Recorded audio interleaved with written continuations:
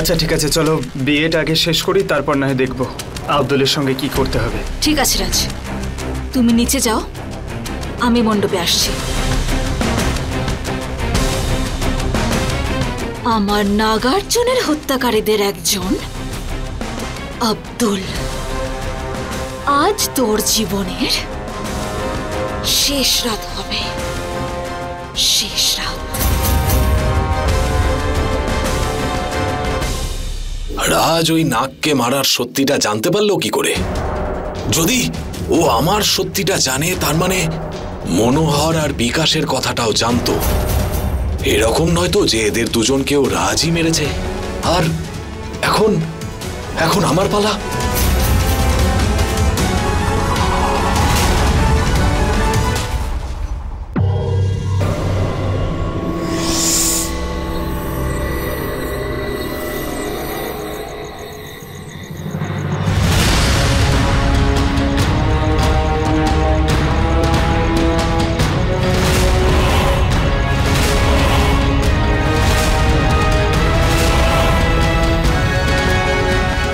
আনন্দ, ফোনটা ধর।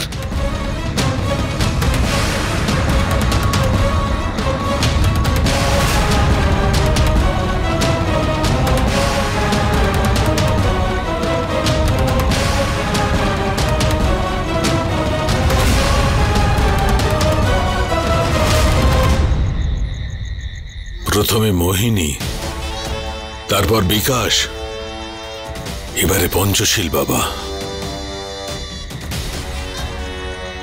এই নাগিন একটা একটা করে আমার সব সঙ্গীকে মেরে ফেলছে, কিন্তু আমার শক্তি আর আমার সাধনা এখনো কমে যায়নি। কিন্তু কথাটা হচ্ছে, কিন্তু ওই নাগিন এখনো জানে না যে যার সঙ্গে লড়াই করতে নেমেছে ওই নাগমণিটা আসলে তার, অর্থাৎ আমার হতে চলেছে।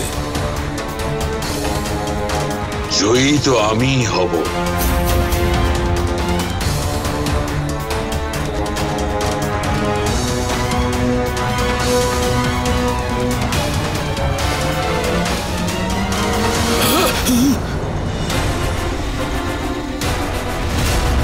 এই গুরুদেবের শরীর থেকে আমাকে কারেন্ট কি করে মারল? এসব কি হচ্ছে?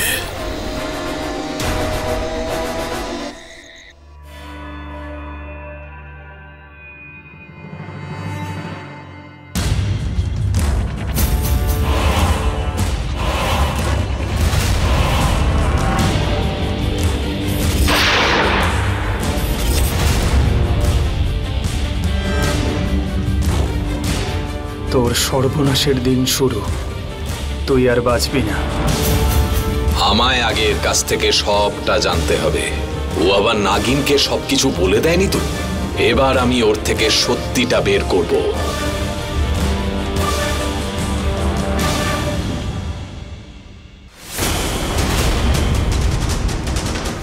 বিয়ে তো তোর আবার হবে খোকা, আগে আমার প্রশ্নের উত্তর দে। চল এখান থেকে। কোথায় নিয়ে যাচ্ছ আমায়? আর এইসব যে তুমি করছো না, খুবই খারাপ কাজ করছো। আর এমনিতেও আমি তোমার সঙ্গে কথাই বলতাম, তাই এসব করার কোনো দরকার নেই। কিন্তু আমার আছে। আর খবরদার কোনো চালাকি করার চেষ্টা করবি না। চল এখান থেকে, চল।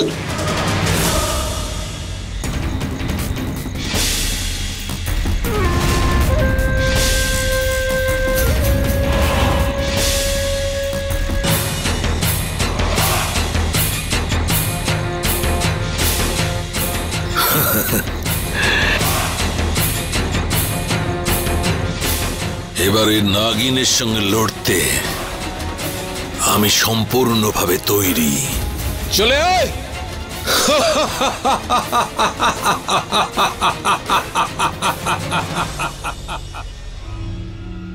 আরে মা, আপনি এখানে?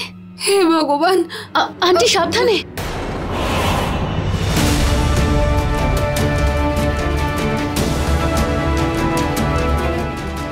রাগিনী এখানে কি করছে? আমি তো ওকে নিজের হাতে বোতলে বন্দি করেছিলাম। এ বন্দি মুক্ত হলো কি করে? আর ও রাজের ঘরের দিকে কেন যাচ্ছে? আমার ওর উদ্দেশ্য ভালো বলে মনে হচ্ছে না।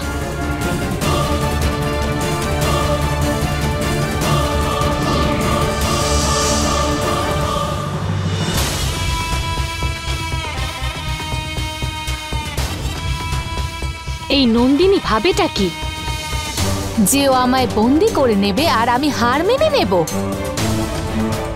বোকা মেয়ে। রাগিনীর বিষ আর ভালোবাসার গুরুত্ব ও এখনো ঠিক বুঝে উঠতে পারেনি। কোনো ব্যাপার না, বুঝিয়ে দেব ওকে আমি। কিন্তু তার আগে আমাকে এই বিয়েটা আটকাতে হবে।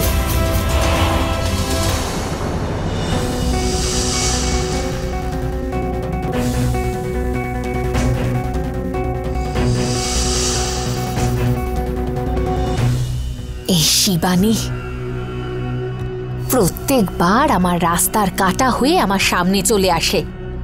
আমি জানি যে ও আমায় দেখে নিয়েছে, আর এখনো নিশ্চয়ই এটাও বুঝতে পেরেছে যে দুজনের মধ্যে কার শক্তি বেশি। কিন্তু আপাতত ওকে রাস্তা গুলিয়ে দিতে হবে।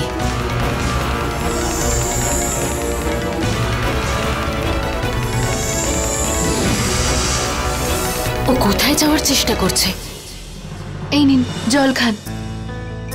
বিয়ের এত কাজ সামলাতে গিয়ে আপনার নিজের শরীরটাই তো খারাপ হয়ে গেছে। নিজের একটু খেয়াল রাখুন। ছেলের মা আপনি, এখনো অনেক নিয়ম বাকি আছে তো। যদি আপনি অসুস্থ হয়ে যান তাহলে সেই কাজগুলো কে করবে? ঠিকই বলেছো তুমি। আমি না সকাল থেকে কিছু খাইনি, তাই হয়তো। নন্দিনীকে তো দেখছি না, ও তো এখানেই ছিল। ও এখানেই তো ছিল। আন্টি, ও হয়তো নিজের রুমে চলে গেছে। আপনি যান, আমি ওকে নিয়ে আসছি। আচ্ছা ঠিক আছে। চল।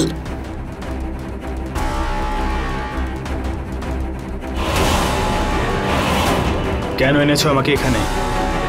কি কথা বলতে চাও আমার সঙ্গে? বেশি নাটক করিস না রাজ। আগে আমাকে এটা বল যে তুই কি করে জানলি যে ওই ইচ্ছাধারী নাগের খুনিদের মধ্যে আমিও ছিলাম?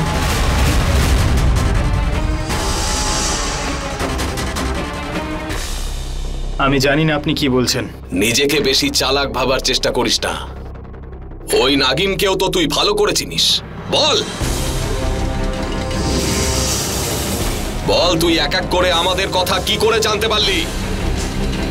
নয়তো আমি তোকে মেরে ফেলবো।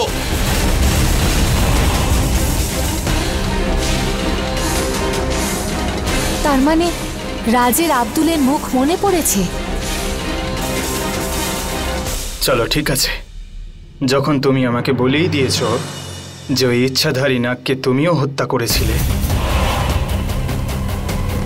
তাহলে এটাও বলে দাও ওই ইচ্ছাধারী নাগকে হত্যা করতে মনোহর বাবু, বিকাশ বাবু আর কে কে আপনার সঙ্গ দিয়েছিল?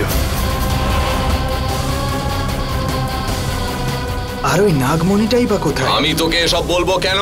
যাতে আপনি প্রাণে বাঁচতে পারেন। কারণ যদি আপনি সব সত্যি সত্যি বলে দেন তাহলে আমি আপনাকে হত্যা করব না, বরং তোমার প্রাণ রক্ষা করব। তুই আমাকে রক্ষা করবি যে আমার বন্দুকের সামনে দাঁড়িয়ে আছে? তোর মুখ থেকে এসব বড় বড় ফালতু কথা ভালো লাগে না রাজ। কোন রকম চালাকি করার চেষ্টা করিস না। বল, কার সঙ্গে ফোনে কথা বলছিলি? ওই নাগিনের সঙ্গেই কথা বলছিলি তো তুই? বল। যে প্রশ্নটা আপনি আমাকে করছেন না তার উত্তর আপনি কখনো পাবেন না। একে দেখে মনে হচ্ছে কিছু বলবে না। এ ওই নাগিনের জন্য অপেক্ষা করছে না তো? ও আসার আগেই আমার রাজকে মেরে ফেলা উচিত। আমাকে আমার প্রাণ নিজেই বাঁচাতে হবে। আমি আনন্দর জন্য আর অপেক্ষা করতে পারবো না।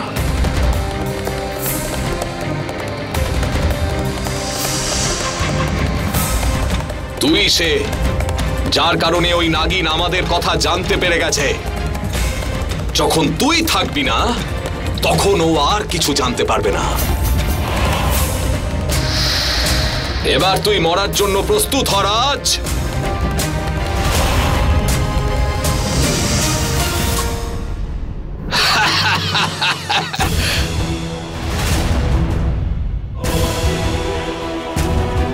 রাজের ওপর গুলি চালাবে না। গুলি তো আর চলবেই। তোদের বিয়ে হওয়ার আগেই তুই বিধবা হয়ে যাবি। হট!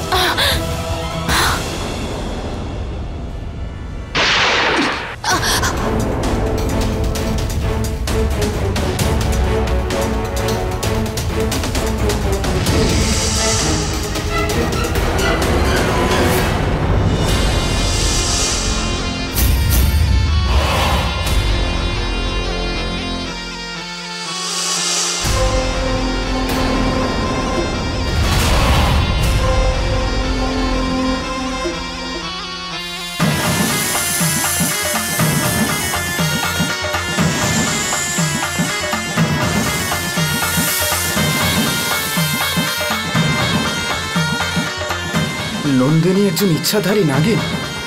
মানে ওই নাগিন অন্য কেউ নয়, নন্দিনী ছিল।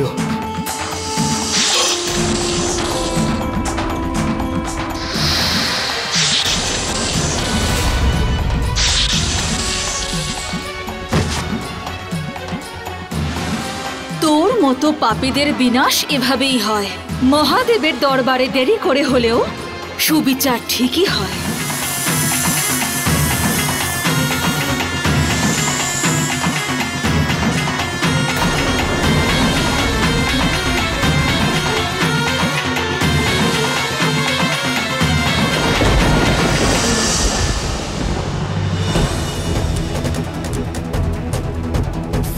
আমাদের এক হবার আগে তোমার এই সত্যিটা জানা উচিত। আর সেই সত্যিটা হলো যে আমি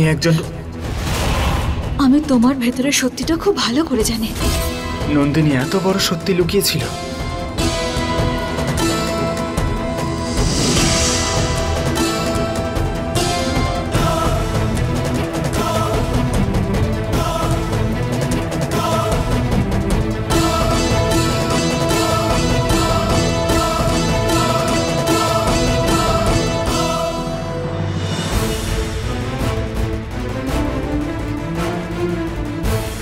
তাহলে এই তোমার আসল রূপ,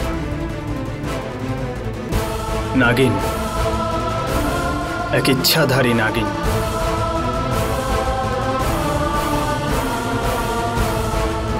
নন্দিনী, যখন আমি আমার ব্যাপারে তোমাকে সব সত্যি সত্যি বলে দিয়েছিলাম, তখন তুমি তোমার সত্যিটা কেন লুকিয়ে গেলে?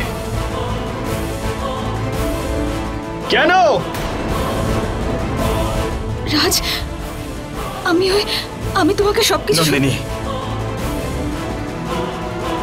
তুমি আমার সঙ্গে এটা ঠিক করলে না। আর আজ এই সব দেখার পর তো আমার একটা কথা বিশ্বাস হয়ে গেছে যে বিকাশ বাবু আর মনোহর বাবুকে যে নাগিন মেরেছে সে তুমি। বলো, তুমি ছিলে তো? হ্যাঁ, তুমি সেই নাগিন না যে আমাকে সব বিপদ থেকে রক্ষা করতো? বলো নন্দিনী, আমি তোমাকে কিছু জিজ্ঞেস করছি। তুমি সেই মেয়ে না যাকে ছোটবেলায় বন্দি করা হয়েছিল? তুমি সেই মেয়ে না শিবানী?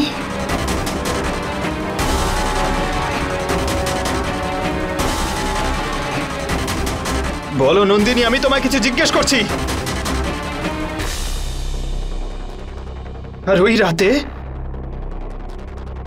ওই মন্দিরে যে নাগকে মারা হয়েছিল সে কে ছিল? তার সঙ্গে তোমার কি সম্পর্ক? তার সঙ্গে আমাদের কি সম্পর্ক? আর আমরা সবাই একে অপরের সঙ্গে এভাবে কি করে জুড়ে আছি? উত্তর দাও আমায় নন্দিনী। আমার কাছে প্রশ্ন অনেক আছে, আর আমার সব প্রশ্নের উত্তর তোমার জানা আছে। আর এখন যখন সব সত্যি সামনে চলেই এসছে, তুমি আমায় উত্তর দিচ্ছ না কেন? আমাকে উত্তর দাও নন্দিনী। কেন দিচ্ছ না? কেন নন্দিনী, কেন? এই বিয়েতে যে একটার পর একটা ঘটনা ঘটছে তাতে মনটা শান্তি পাচ্ছে। আজ ঠিক যেভাবে তোর সত্যিটা সামনে এসেছে শিবানী, আমার বিশ্বাস রাজ তোকে কোনোদিনও ক্ষমা করবে না। উত্তর দাও আমায়, কেন? হ্যাঁ, আমি একজন ইচ্ছাধারী নাগিন, কিন্তু আমি এর চেয়ে বেশি তোমাকে আর কিচ্ছু বলতে পারবো না রাজ। কিন্তু কেন? এমন কোন রহস্য আছে যা তুমি আমার থেকে লুকোচ্ছ? বলো নন্দিনী। আরে আমাদের তো বিয়ে হবার কথা ছিল আর কিছুক্ষণের মধ্যেই, আর তুমি তোমার ব্যাপারে এত বড় সত্যিটা চেপে গেলে। আমি তোমাকে খুব বিশ্বাস করেছিলাম নন্দিনী, আর তুমি সেই বিশ্বাস কিছুক্ষণের মধ্যে ভেঙে দিলে, সব শেষ করে দিলে, সবকিছু।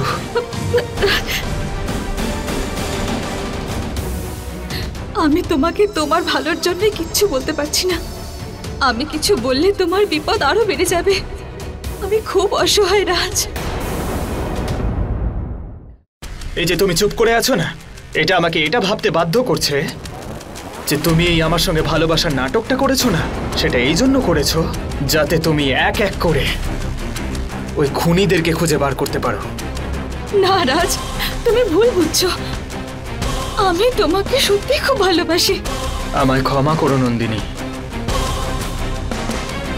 কিন্তু আজ আমার তোমার ভালোবাসার পরীক্ষা নিতে হবে।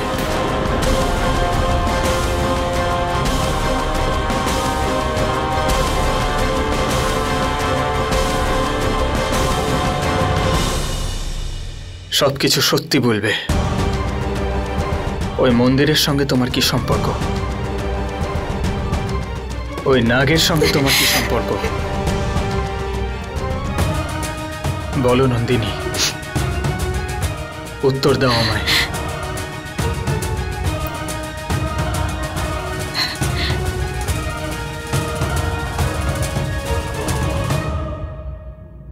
নন্দিনী, তুমি এখনো কিচ্ছু বলবে না?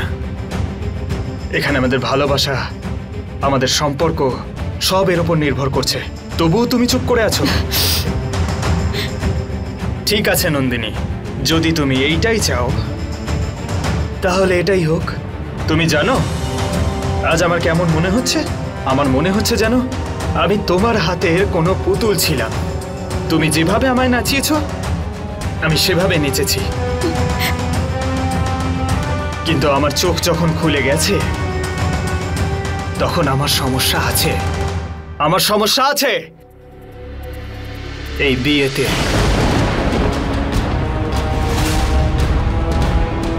এই সম্পর্কে সবকিছুতে সমস্যা আছে।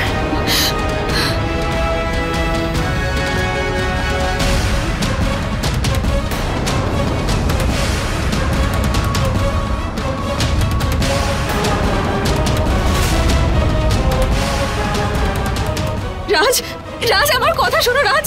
তুমি আমার নিস্তব্ধতাকে ভুল বুঝছো। আমার যা কিছু বোঝার ছিল আমি সব বুঝে গেছি। আরে বাহ, আজ তো আমার সেভাবে কিছু করতেই হলো না। আমি চেয়েছিলাম বিয়েটা যাতে না হয়, বিয়েটা হলো না।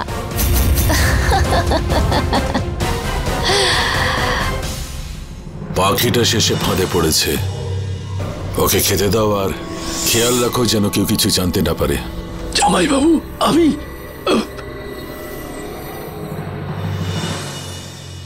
রাজ বাবা, অর্ধেক বিয়ে শেষ হয়েছে, বাকি অর্ধেকটা সম্পন্ন করে নিয়ে বিয়েটা শেষ করে নি।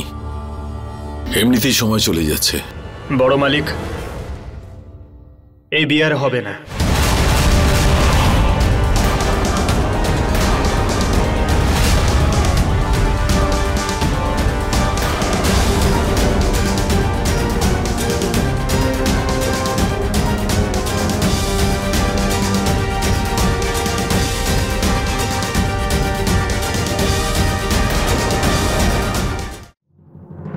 রাজ, আমার কথাটা আমি একবার বললাম শোনো। না, ব্যাস।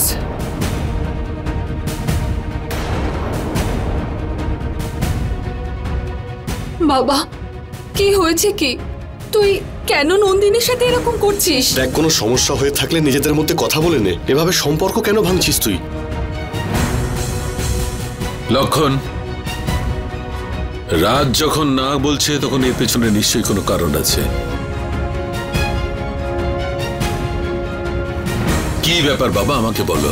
বড় মালিক, আমাকে ক্ষমা করে দিন, কিন্তু এটা আমার সিদ্ধান্ত। এ ব্যাপারে আমি আর কারোর সঙ্গে কিচ্ছু বলতে চাই না। রাজ, নন্দিনী মা, তুমি বলো না কি হয়েছে? আমার কিন্তু একটুও ভালো লাগছে না। মা বাবা, আমি বললাম না যে কেউ কোনো কথা বলবে না?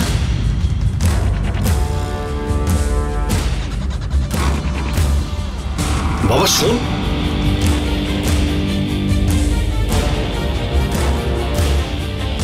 খুব ভালো হয়েছে। ঠিক বলেছো ঠাকুমা, একদম ঠিক হয়েছে। এবার তো রাগিনী খুব খুশি হবে। আব্দুল কোথায়? এখানেই তো ছিল আব্দুল। আব্দুল, আব্দুল!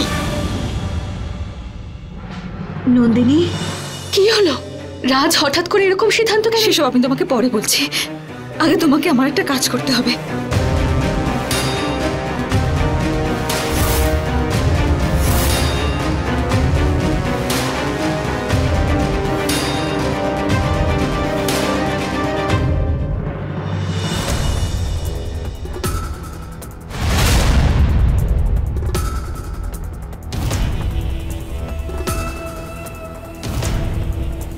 উফ, কোথায় যে গেল?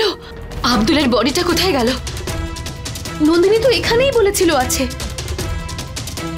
আব্দুলের শরীর যদি এখানে না থাকে তাহলে আর কোথায় থাকতে পারে?